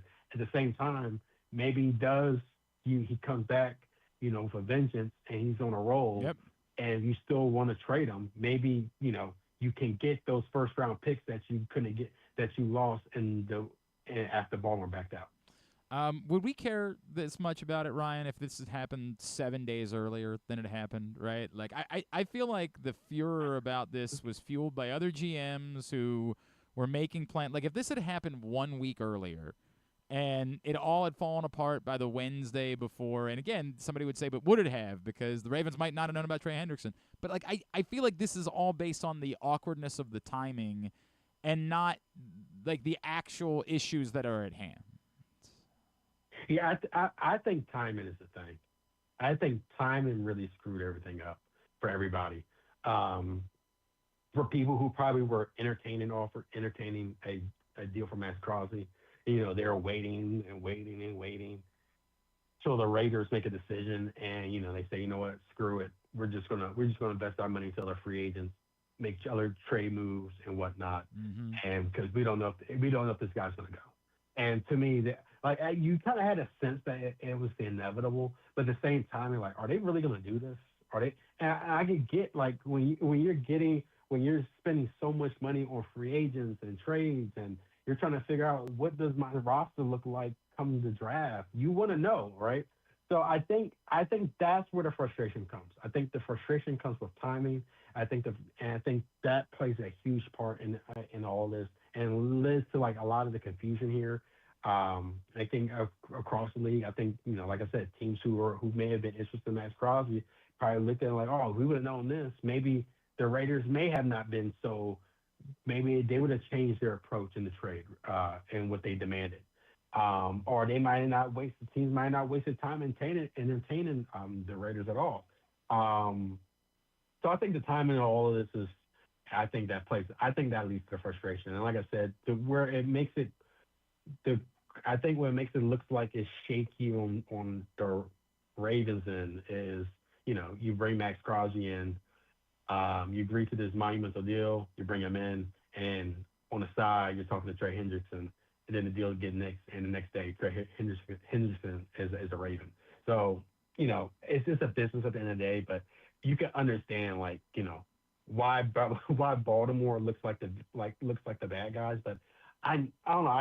I don't see that to some degree from what's been reported so far. I think once you take emotions out of it, you kind of understand it's a team that felt like after we did our further studies, we felt like it probably wasn't worth 2 first-round picks. Maybe it's worth first and a second, maybe so, but or a first and a third and a player, but 2 firsts, they probably looked at it and changed their mind. And like I said, the Ravens had all right to do that. The trade was not finalized until the start of the new league year. So that's the way it works. As crazy as it sounds, it's the nature of the business. That's how it's people.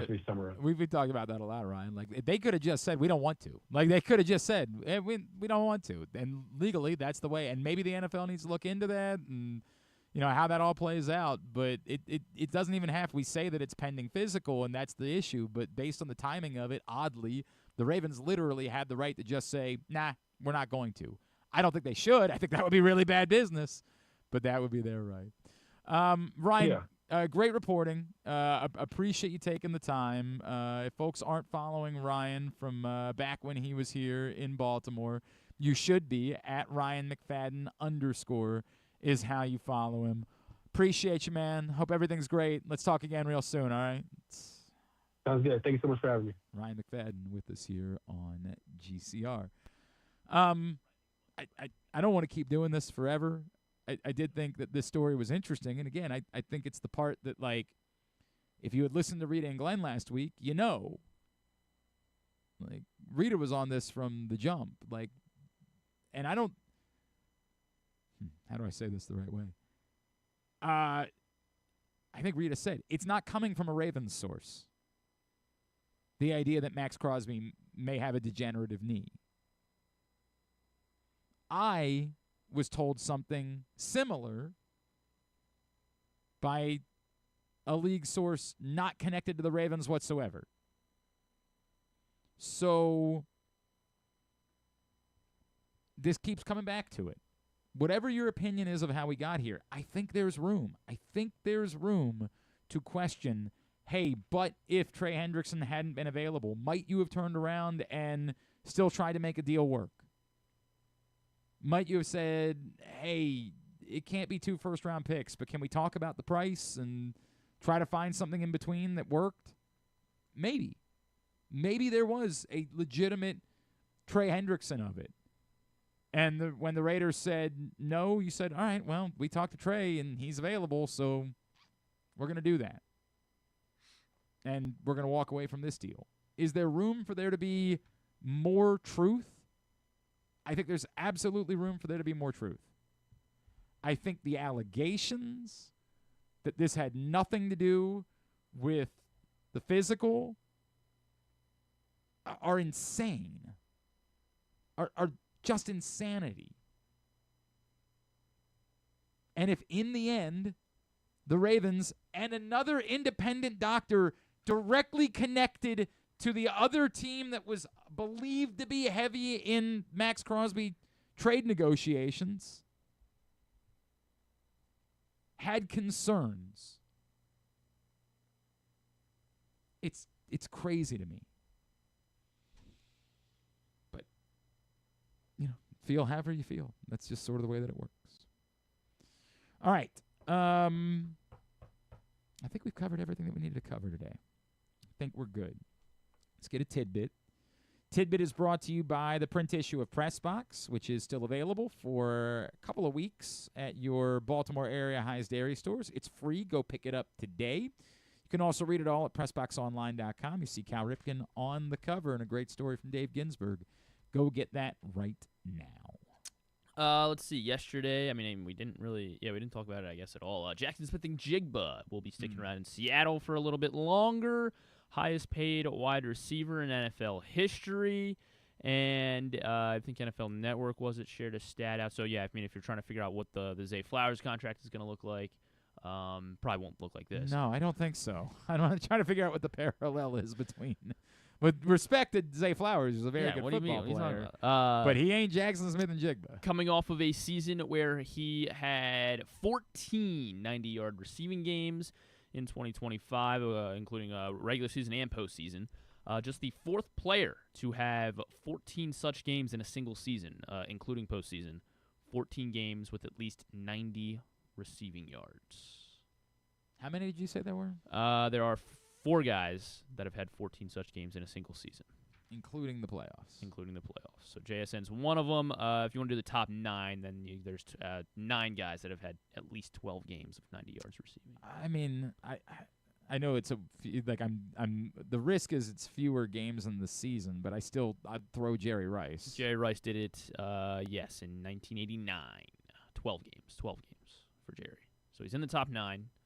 Not in the top 4 with JSN. I'm a little surprised by that, but, did have 1 fewer game to work with. How about,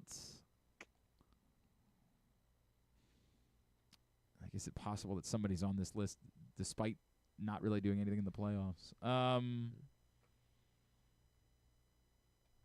about Marvin Harrison? No Marvin Harrison. How about senior or junior? Thank you. Marvin had 11 such. He did it twice. Had 11 games of 90 yards. Bum. Yeah, really sucks. How about Torrey Holt? No Torrey Holt. How about Isaac Bruce? No Isaac Bruce. Okay, we're doing well. How about only one other pre-millennium guy.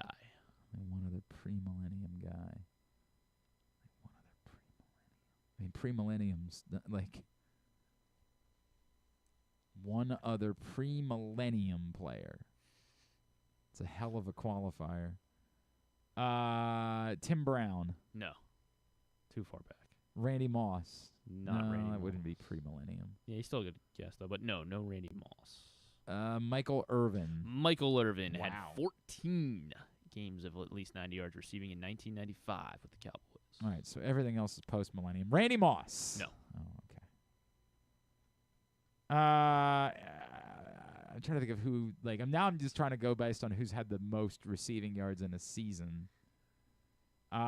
Stupid Antonio Brown. Stupid Antonio Brown is on there. That sucks. 2014 had 14 games. So What about the crazy year Cooper Kupp? Yes, Cooper Kupp has the record. So JSN, Antonio Brown, Michael Irvin each had 14 such games of 90 yards receiving. Cooper Kupp had 19 games with at least 90 yards receiving in 2021 when he had 2,300 receiving yards. Got 4. How many do I need? 9? Christ. Or Yeah. it's 8 because one of them is... You have 5. Yes, we're looking for 4 more. Tyreek Hill? No. Puka? No, Puka had 11 last year. Loser. Yeah. What a loser. How about, he's got the record. How about Calvin Johnson? Yes, Calvin Johnson in 2012 had 12 90-yard receiving games.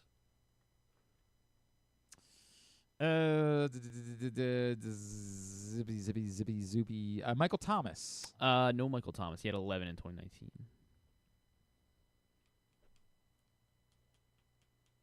Jamar Chase. Not yet. Justin Jefferson. Not yet. 11 for Justin Jefferson. Jamar had a 10. Reggie Wayne? No Reggie Wayne. Julio is on the list. 2015 Falcon. 12 90-yard receiving games. How about that crazy Josh Gordon season? No. Yeah, it definitely didn't have playoffs involved. Man. 2020 and 2023. CeeDee Lamb? Not CeeDee Lamb. He had 10 in 23. But A.J. Brown? Not A.J. Brown. All right. Let me go back a ways. 2020. DeAndre Hopkins? Not Nuke. Andre Johnson? No, that wouldn't be 2020. Holy hell. 2020 and 2023. 2020 and 2023. All right, so 2020, Mike Evans? Not Mike Evans. Yeah, surprisingly not on this list. It's his first year. He was traded from the team that drafted him to a new team in 2020. He was traded from his and had his drafted him to a new team. Probably the best season of his career. Yeah. Probably had the best season of his career after going to a new team in 2020, and that was Stephon Diggs? Stephon Diggs, Okay, Minnesota to Buffalo, 12 90-yard receiving games in 2020. Man. And then 2023? Yes. 2023. I don't know. Keenan Allen. No, not Keenan Allen. Could be him every year. Devontae Adams? Not Devontae Adams. I feel like I've guessed everybody that was good. 2023. That was God. All right, give me something. Let's see. It was his third year. He came out of I don't know. I'm trying to think. Also NFC North.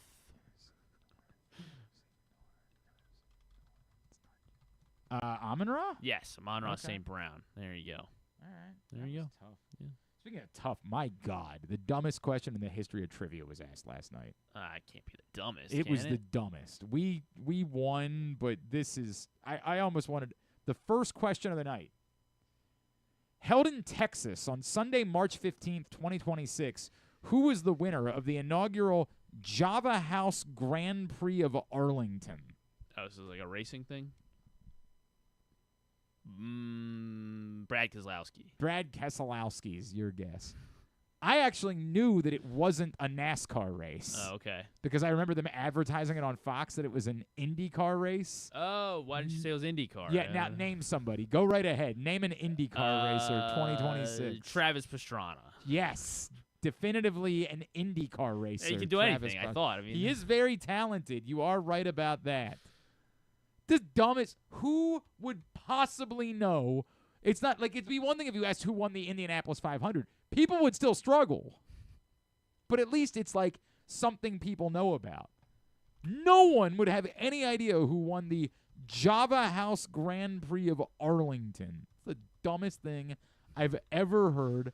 I'm so glad. Was it Steve Lewis? Yes, exactly right. You got it. It was apparently something named Kyle Kirkwood, who might be a swell fella, but no one has ever heard of him. Yeah. And he's a great racer. He won the Java House thing on that Thursday. Yeah, exactly Sunday, right. The Java House. It went from dumbest question ever to easiest sports question ever. Which NFL player set the NFL single-season sack record on January 4th? Oh, that would be, I believe he played for a team that didn't make the playoffs. That's true. You're Myles right. Garrett. Yeah. 2-point bonus. Name either of the people who were tied that he surpassed in order to take the record. Was it T.J. Watt? It was. Do you know who the other one was? Watt was tied with, I guess, Strahan? Yes. Okay, yeah, Look at that. Yeah. Did you get the bonuses? Yeah. Did we? Dumb. But we won. All's good. We won. That's the part that matters. Congratulations. Because you got Kirkwood or whatever, Keith Kirkwood? No, I did Ravens not wide get, receiver? Yes, Keith Kirkwood, legend Keith Kirkwood. No, did not get that. Hey, Live Casino and Hotel, on top of being our great sponsor for Thursday morning at Quigley's, they are also the best place to watch all of the mania in March inside Sports and Social at Live Casino and Hotel, 100-foot media wall, as well as great food and drink specials, and interactive games, giveaways during all of the hoops. Get to Sports and Social at Live Casino and Hotel. Have you ever thought of taking a cruise to these wonderful destinations with sunny skies and beautiful beaches? Well, wait no longer. We're ready for you to cruise from the Cruise Maryland Terminal. Have a little phrase that you can go from baggage to margarita in about 15 minutes. Choose fun with an array of destinations, onboard activities, entertainment, and world-class cuisine. Contact your travel agent and book your cruise today. Let your adventure begin. All right, here's what's coming up. Totally tubular-wise, it's not. It's just not a lot. That's the way it goes. Maryland NIT. Sure. Maryland baseball plays Virginia at 5:30, but I don't think there's any TV broadcast for it. You can listen to it on the Maryland Baseball Network. Salisbury lacrosse plays today at 4:00. It's what it is. No, who's Salisbury got? They've got Williams, which you know, of course, is the. I don't think the Bobcats. It's more random than that. Oh, really? Yeah. Williams. Where is Williams? Is that New that's York? Also, you know what? I don't know where Williams is. It's apparently in Williamstown, Massachusetts. Oh, man. Now that should influence your guess. The Patriots. Yes. No. The Quakers. No. The Tea Partiers. The Bearcats, the Catamounts. The Bears. Fs. That's it? Actually, I think apparently it starts with an F. It's EAFs. EAFs. No, it's not. EPHS. The EAFs. Which is rhymes. The EAFs nickname is a shortened form of the name Ephraim Williams, the college's founder. EPHS. The EAFs. How do you ever sign up for that? Like, they give you a full ride, and you'd be like, I think I'm going to be all right not being an EAF. Their mascot is Ophelia, the purple cow. Oh, of course. But they're not the purple cows, No, which they're would be not. a cool name. It would be. They're the EAFs. You'd be like, goal for the purple cows. Like, that would be. That would be. EAF score. The Capitals play tonight at 8 o'clock against the Blues on Monumental. Everything else, Need that one, Anything non-sports-wise? Best Medicine. Ah, yes. Then it's the big one on Disney Plus is Hannah Montana, the 20th anniversary special. Is it Best Medicine? I thought the is it season over? ended. Oh, is it over? Did I miss it? Is it because maybe I got thrown off because of last week? Yeah, way to go. Way to screw everything up. I thought Really? last week was the season. Oh, was that the film? Is it 8 or 10 Let me episodes? make sure. You might. Oh, no, you're right. Okay. All right. Wow, I can't believe they're building off that. That's crazy. Well, yeah. How can it get better? All right. So yeah, Best Medicine, and then the Hannah Montana thing is Alex Cooper interviews Miley Cyrus at the old set of Hannah Montana. Sure. Should be good. Sure. Should be good. Oh, you know what? Tiger Woods is going to play video game golf. That's tonight. right. That's right. Yeah, so he's going to play video game golf. They're forcing people to watch. Yeah. Like, well, no, you're definitely not going to force me to Tiger watch. Woods, and there's nothing else going on. I've got a date night tonight with Jeremy Kahn. Actually. Oh, okay. Big night. Nice. If the answer is yes. Daredevil Born Again season 2 as well. Jeremy and I are going on a date to see Cameron Whitcomb at the Fillmore Silver Spring. Jeremy, and Cam. I think we need a third actually, but big date night for the two of us. Brian Powell tells me that the Maryland baseball game is on. It's ESPN Plus, so it's ACC Network Extra. But are you sure, Brian? Are you sure about that? Because it's being played at a neutral location. Just want to make sure before he gives us bad information. Where is it being played at? They're playing in Fredericksburg. Okay. Why? I don't. That's in Virginia. So it is yeah, in sure. Virginia, So and ACC. according to their website, it is indeed, which you can watch on ESPN Plus. So there you go. There you go. Thank you, pal. All right, that's it. Thanks today to Ryan McFadden. Thanks also to Mike Vaccaro and to Stan the Fan Charles. We'll get it all up in the greatest hits section of the. Good one with Fallon tonight. He's going to have Cardi B, Alex Earl, and Tyrese Maxey. Sure. Tab at GlennClarkRadio.com. They're doing a new podcast, the three of them. Who's the lead guest in that group? Cardi B's listed first. Right, but she would be the musical guest in normal world. Apparently Snail Mail is the musical guest. I don't know what they are. You know what? I know. They're actually local. So, are they yeah, really? they are. So I should good know. for Snail Mail. But, like, what? It's so weird. It's just weird. Snail Mail. Yeah. It's just going to be at the Auto Bar next month. That sounds like somewhere that Snail Mail would be. From Ellicott City. How about that? I told you. Did you think I was lying? Yeah, I did. Yeah. Just going to make stuff up. Random. But that's a big deal that Snail Mail is going to be on. Do people still watch that? I don't know. Fallon sometimes. I don't know. They watch on YouTube. They watch for Tyrese Maxey, yeah. Sure. Here's this random. All right, whatever. Tomorrow on the program, Drew. Yeah, Drew will be here. That's unfortunate. Chris Davis is going to join us, though. Ooh, Crush. Going into the Orioles Hall of Fame. Should I wear my Crush t-shirt? Sure, absolutely. So we'll look forward to catching up with Chris Davis and Stuff and Things. Yeah, Stuff and Things. Stuff and Things. Thanks to everybody at PressBox, all of our great sponsors and partners, including Live Casino and Hotel, Costas Inn, Quigley's Half Irish Pub, Warnkin Law, the Baltimore area Highs Dairy Stores, Cruise Maryland, Leading Edge Auto Body, 1-800-GAMBLER, HelpMyGamblingProblem.org, CountySports.zone, your local Toyota dealer, BuyAToyota.com. Thanks to Griffin, at Griffin_Bass. Follow us, Twitter, Instagram, and TikTok, at Glenn Clark Radio. Have a great Tuesday evening. Go Maryland baseball. Duke sucks.